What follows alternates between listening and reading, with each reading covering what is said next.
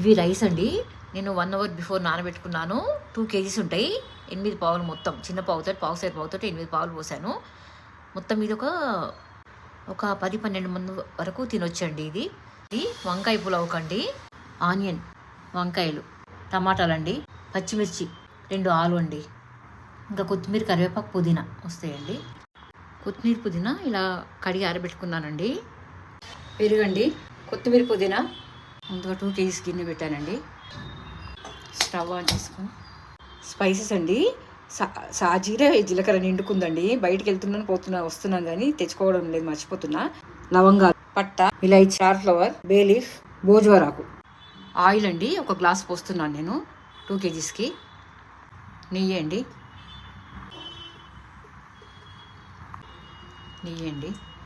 Oil heat కాగానే ముందుగా spices వేస్తున్నానండి. స్పైసెస్ వేసి అన్ని ఇంగ్రీడియంట్స్ అన్నీ ఒక్కొక్కటి వేసేసి, ఆ తర్వాత ఉప్పు, కారం, పసుపు, అల్లం ఎల్లిగడ్డ వేసేసి, మళ్ళీ మనము ధనియాల పొడి, జీలకర్ర పొడి వేసేసి తగినన్ని వాటర్ పోసేసి మసలు రైస్ వేయడమేనండి. ఆ తర్వాత దమ్ముకి వేసేసి దించేసి సర్వ్ చేసుకోవడమే.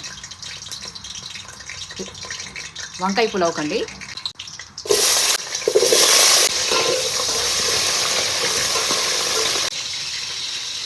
వాటర్లో తగినంత ఉప్పు వేసేసి కట్ చేశానండి వంకాయలు. 1/2 కేజీ వంకాయలు ఉన్నాయండి.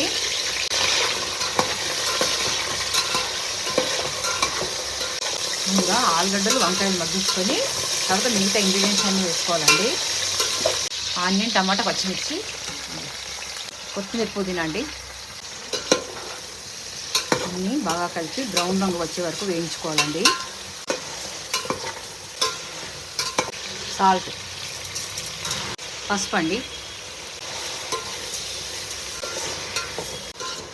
వంకాయలు చిక్కుకోకుండా కలుపుకోవాలండి. అల్లం వెల్లుల్లి పేస్ట్ అండి, కారం అండి,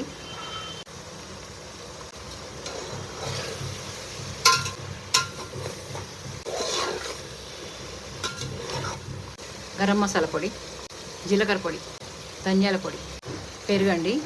1కి 2 చొప్పున వాటర్ పోస్తా అండి నేను. కరివేపాకు, వాటర్ అండి. ఇది అనాథలకండి. నేను ఎవ్రీ సాటర్డే వంచుతున్నా కదా, కొన్ని నువ్వులు వేసానండి నేను. ఈరోజు సాటర్డే కదా మంచిదని.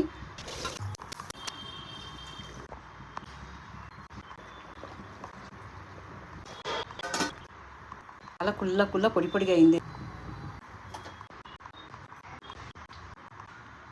వంకాయలు ఏమాత్రం చిక్కిపోలేదండి.